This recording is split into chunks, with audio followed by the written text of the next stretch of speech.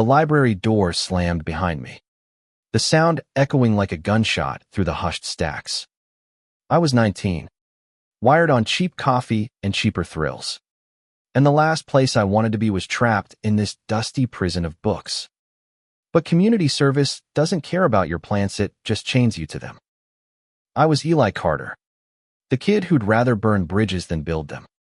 Expelled from 2 high schools, arrested for vandalism, and now sentenced to 200 hours of rehabilitation at Willow Creek's public library.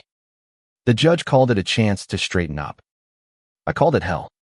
My boots scuffed the polished floor as I slouched toward the front desk, where a guy barely older than me stood, adjusting his glasses. Noah Harper, the librarian. He was 24, with soft brown hair and eyes that seemed to see right through my bravado. "You're late," he said, voice calm but firm, like he was used to dealing with messes like me. I smirked, tossing my backpack onto a chair. "What's the rush? Books aren't going anywhere." Noah didn't flinch, just handed me a stack of worn paperbacks to shelf. His quiet confidence threw me off. Most people either yelled or gave up when they met me. He did neither. The first week was torture. I'd show up late, half drunk or hungover, and Noah would just point to the cart of books without a word. He didn't lecture, didn't pry, but his silence was louder than any sermon. One day, I snapped. "What's your deal? Man, you act like you're above everyone." He looked up from his desk, those steady eyes meeting mine. "I'm not above you, Eli. I'm just here." Something in his tone, gentle, unflappable, made my chest tighten. I didn't know it then, but that was the moment I started to crack. Willow Creek was a small town, the kind where everyone knew your sins. I'd grown up dodging my dad's fists and my mom's tears, learning early that the only way to survive was to hit first, metaphorically or otherwise. School was a battlefield, and I was a one-man army. Friends. I had drinking buddies, not confidants. Girls came and went, but I never let them close. I told myself I didn't need anyone. But Noah, with his soft sweaters and infuriating patience, was starting to make me question that. By the second week, I noticed things about him. The way he'd hum softly while sorting books, or how his fingers lingered on the pages like they were old friends. One afternoon, I caught him reading poetry. Of all things, in a corner of the library. "You actually like this stuff?" I asked, leaning against a shelf. He didn't look up. "It's not about liking it. It's about feeling it." I laughed, but the sound felt hollow. I wanted to know what he meant, but I didn't know how to ask. The library became my unwilling refuge. I'd show up, not because I cared about the work, but because Noah was there. He'd talk about books sometimes, not to lecture, but to share, like the time he read me a passage from Whitman about finding yourself in chaos. I didn't get half of it, but his voice, low and steady, made me want to listen. For the first time, I felt like someone saw men at the screw-up, but the person underneath. One night, after hours, I found him reorganizing a shelf I'd messed up on purpose just to see if he'd notice. "You're not as tough as you think," he said, not turning around. I froze. What's that supposed to mean? He faced me, his expression soft but piercing. "You're running from something, Eli. But you don't have to." My throat burned. I wanted to yell, to push him away, but instead, I just stood there, feeling exposed in a way I'd never known. That night, I didn't go home. I sat in the library's parking lot, staring at the stars, wondering why his words hit so hard. I was a mess, a walking disaster. But Noah didn't run. He stayed, and that scared me more than anything. The library's fluorescent lights buzzed faintly as I pushed the cart of books down the aisle, my hands shaky from too little sleep and too much whiskey the night before. Noah was at the front desk, his head bent over some paperwork, oblivious to the storm brewing in my head. I'd spent the last week replaying his words, "You're running from something." He was right, and I hated him for it. I wasn't just running from my past-me dad's rage. My mom's absence. The fights I'd started to feel something other than numb. I was running from myself. From the part of me that didn't fit in Willow Creek's narrow boxes. I'd known since I was 15 that I wasn't like the other guys, chasing girls and bragging about it. I'd felt something else. Something I buried under booze and bravado. But Noah, with his quiet strength, was digging it up. One afternoon, I screwed up big. I'd snuck a flask into the library, thinking I could numb the ache in my chest. Noah caught me sipping behind the biography section. "Eli," he said, his voice low but sharp, "you're better than this." I laughed. "Bitter? You don't know me." He stepped closer, close enough that I could smell the faint cedar of his cologne. "I know you're hurting, and I know you're scared to stop." I wanted to shove him, to break something, but his eyes held me still. They weren't judging, just sad. For me, no one had ever looked at me like that. I stormed out, the flask burning a hole in my pocket. But his words followed me. That night, I got blackout drunk at a dive bar, picking a fight with some guy twice my size. I woke up with a black eye and no memory of how I got home. The next day, I dragged myself to the library, expecting Noah to kick me out. Instead, he handed me a cup of coffee and a cold pack for my eye. "You don't have to talk," he said, "but I'm here when you do." I mumbled a thanks, my throat tight. I didn't deserve his kindness, but I was starting to crave it. Over the next few weeks, the library became less of a punishment and more of a lifeline. Noah started leaving books on my cartons he thought I'd like, about rebels and outcasts who found their way. I'd roll my eyes but read them anyway. Late at night, when the world felt too heavy, one book, a dog-eared copy of Giovanni's Room, hit me like a punch. It was about two men, their love tangled in shame and fear. I read it in one sitting, my heart racing, and for the first time, I let myself think about what I'd been running from. I started noticing Noah more, how his hands moved when he talked, how his laugh was rare but warm. One evening, as we closed up, I blurted, "Why do you care? I'm just some screw-up you're stuck with." He paused, locking the library door, then turned to me. "Because I see you, Eli. Not just the screw-up. The guy who's trying, even when he doesn't know it." My breath caught. I wanted to tell him everything about the feelings I'd buried, the fear that I'd never be enough. But I just nodded, my voice gone. That night, I walked him to his car, the air crisp with autumn. "You ever feel like you don't belong?" I asked, staring at the ground. He smiled faintly. "Every day? But you find people who make it better." Our eyes met, and for a moment, the world was just us.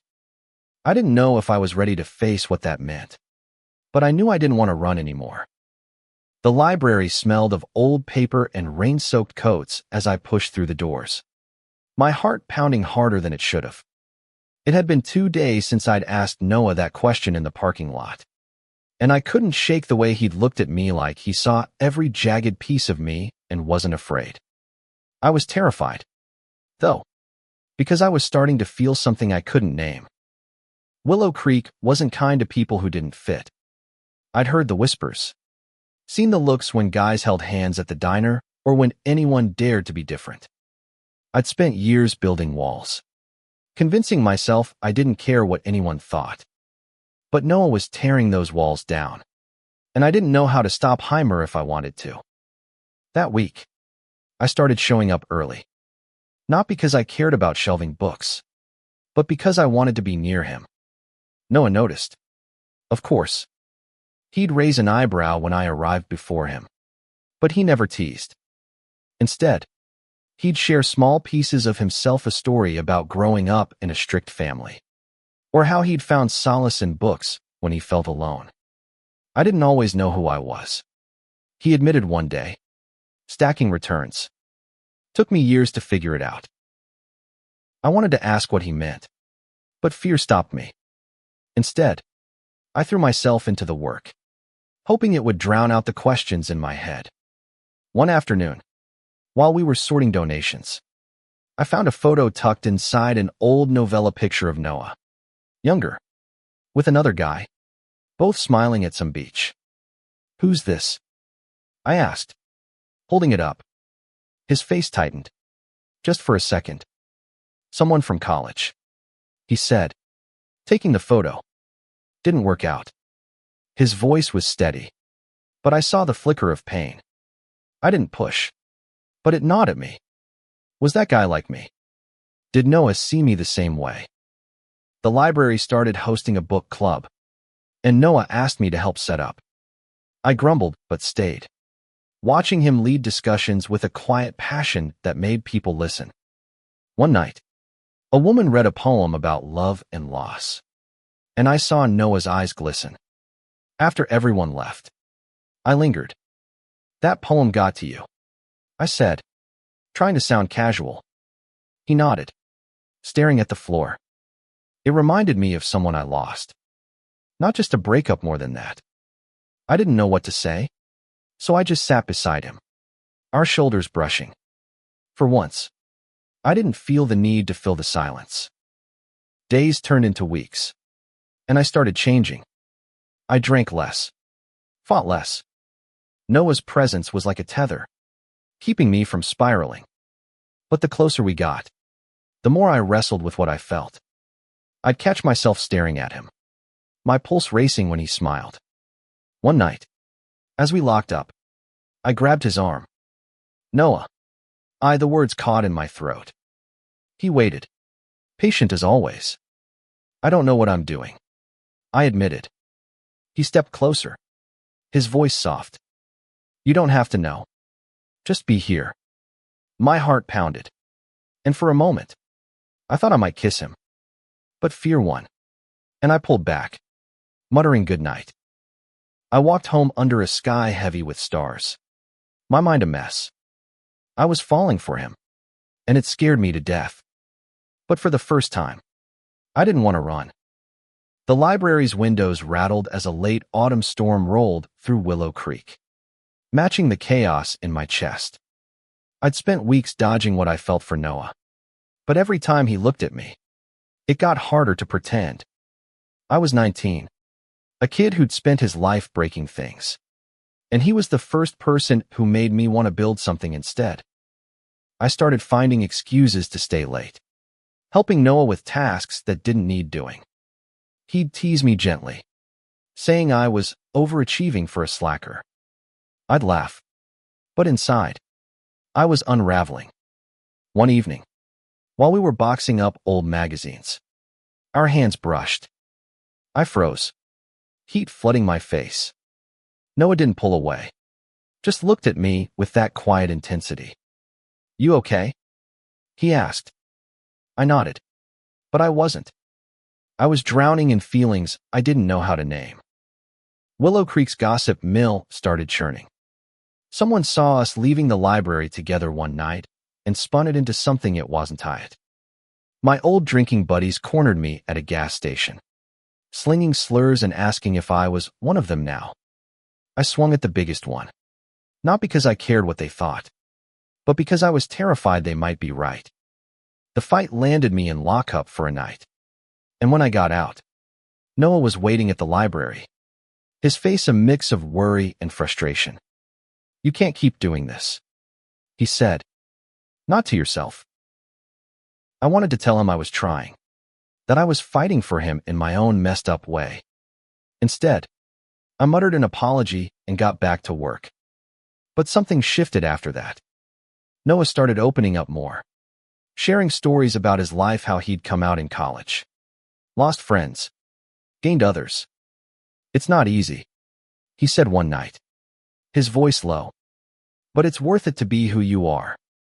I listened, my heart pounding, knowing he was talking to me as much as himself. One rainy afternoon, the library was empty, and we ended up talking for hours. He told me about his first love, a guy who'd broken his heart by choosing to stay closeted. I told him about my dad, how his anger had shaped me into someone I didn't always like. It was the first time I'd let anyone in, and it felt like jumping off a cliff. Noah listened, his eyes never leaving mine. And when I finished, he reached out, squeezing my hand. "You're not your dad, Eli. You're you." I didn't pull away this time. That night, as we walked to his car, I stopped him. The rain was light, misting around us. "Noah, I think I couldn't finish." But he knew. He stepped closer, his hand grazing my cheek. "It's okay," he whispered. "We'll figure it out." And then he kissed me, soft and sure.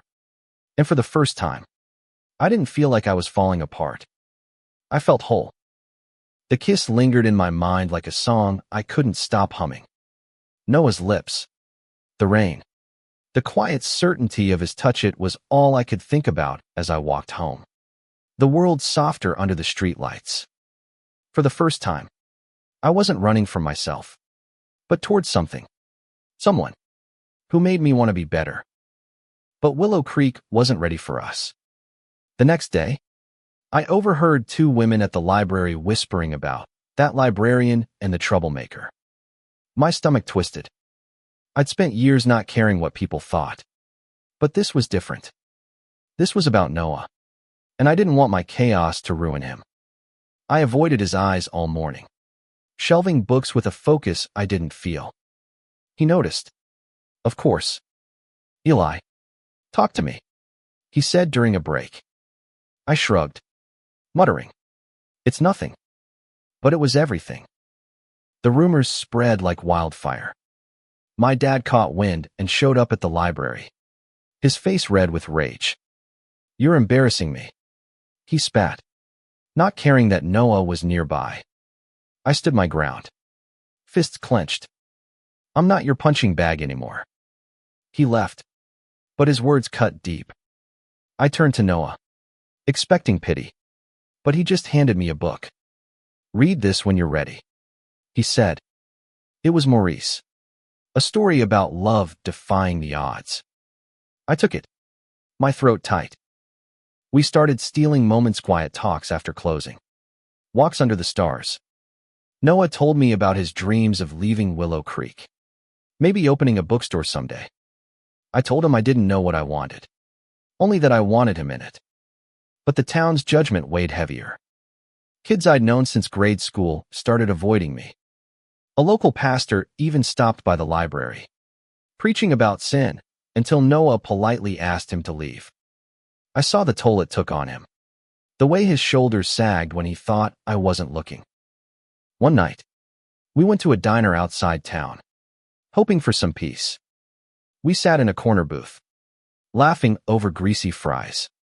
But a group of guys from my old crowd spotted us. They didn't say anything, just stared, their smirks like knives. I felt Noah tense beside me. "Ignore them," he whispered.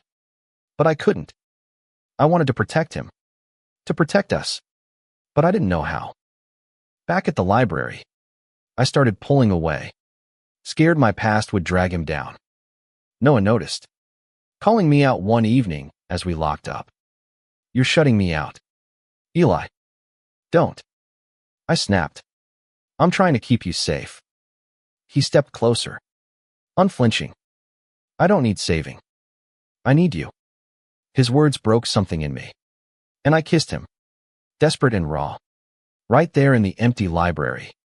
For a moment, the world didn't exist. But the fear didn't vanish. I knew we couldn't hide forever, and I wasn't sure I was strong enough to face what came next. The library felt smaller now, like the walls were closing in with every whisper I overheard in town. Noah and I were careful, keeping our touches brief, our voices low. But Willow Creek's eyes were everywhere.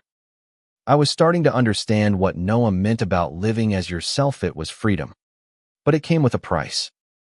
One afternoon, a brick shattered the library's front window. A note taped to it. Fags don't belong here. My blood ran cold. Noah stayed calm, calling the police while I stood there, fists shaking. This is my fault, I said, my voice hoarse. He shook his head. It's not you, Eli. It's them. But I didn't believe him. I'd brought this storm to his doorstep. The police came, took a report, and left with promises to look into it. Noah spent the day cleaning glass, his face unreadable. I wanted to help, but guilt pinned me to the spot. That night, I found him in the back room, staring at a photo, the same one from the beach. His name was Sam, he said, voice barely above a whisper. He couldn't handle the hate. Left town. Left me. I sat beside him, my heart aching. I won't leave, I promised. But the words felt fragile. We started meeting in secret, driving to a park an hour away where no one knew us. There, we could hold hands, laugh, be us. Noah would read to me, his voice weaving stories that made the world feel bigger, kinder. But back in Willow Creek, the tension grew. My dad stopped talking to me entirely, and Noah's landlord suggested he find a new place. The library board even held a meeting about community standards, though they claimed it wasn't about us. I started skipping my community service hours, not because I wanted to, but because I couldn't face Noah getting hurt because of me. He called me out one night, showing up at my apartment.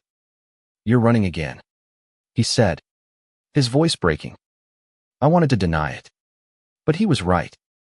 I'm scared, Noah, I admitted. I'm not strong like you. He took my face in his hands. You are. You just don't see it yet.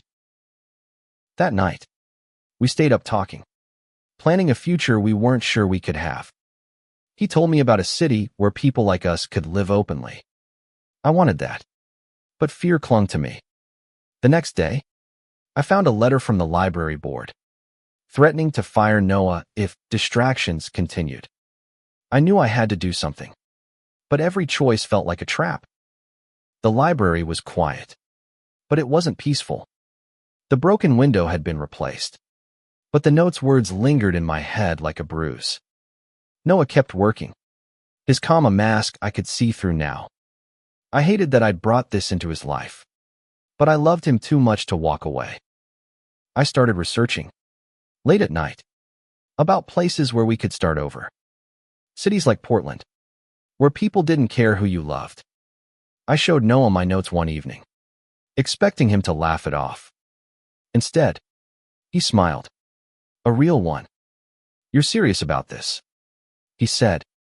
I nodded, my chest tight. I want us to have a chance. For the first time, I saw hope in his eyes. Not just for him, but for us. But Willow Creek wasn't done with us. The library board called Noah in, questioning his conduct. I waited outside, pacing, my stomach in knots.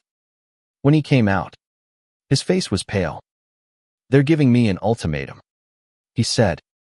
Tone it down or lose my job. I felt sick. This is because of me. He shook his head. It's because of them, Eli.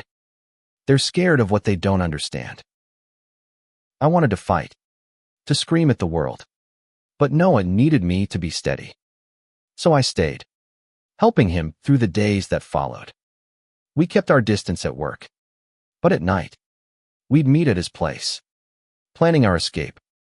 He'd talk about the bookstore he wanted, and I'd talk about maybe going to college, something I'd never considered before him. One night, as we lay on his couch, he whispered, I love you. I froze, the words hitting me like a wave. I'd never heard them before. Not like that.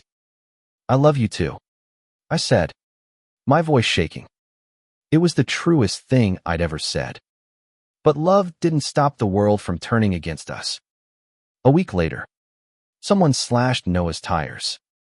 I found him in the library parking lot, staring at the damage. His shoulders slumped. "We can't stay," he said. I nodded, knowing he was right. We started saving money, pooling what little we had. I took odd jobs, anything to get us closer to leaving.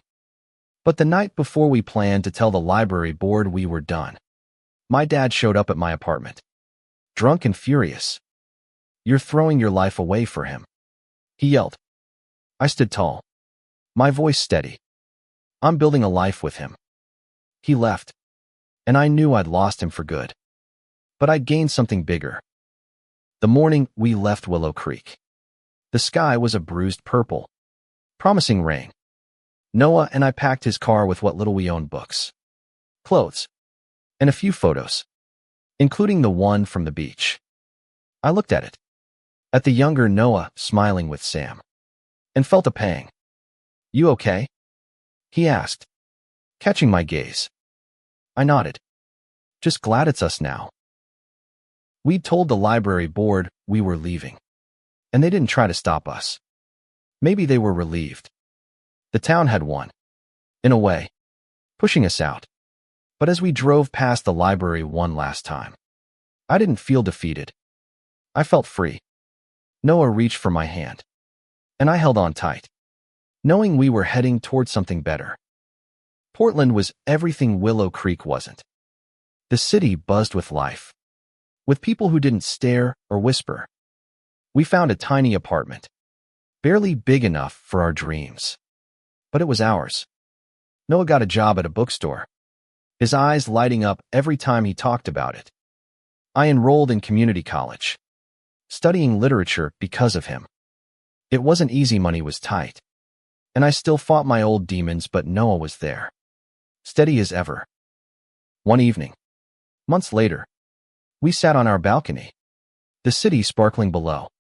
I pulled out Maurice, the book he'd given me, and read a passage about love enduring against the odds. "You saved me," I said, my voice low. He shook his head. "You saved yourself, Eli. I just gave you a reason to try." I kissed him, slow and sure, under a sky that felt like it belonged to us. Willow Creek faded into memory, but its lessons stayed. I'd been reckless, broken, but Noah showed me I could be more. Love didn't fix everything, but it gave me the strength to face the world as I was. And as we built our life together, I knew that was enough.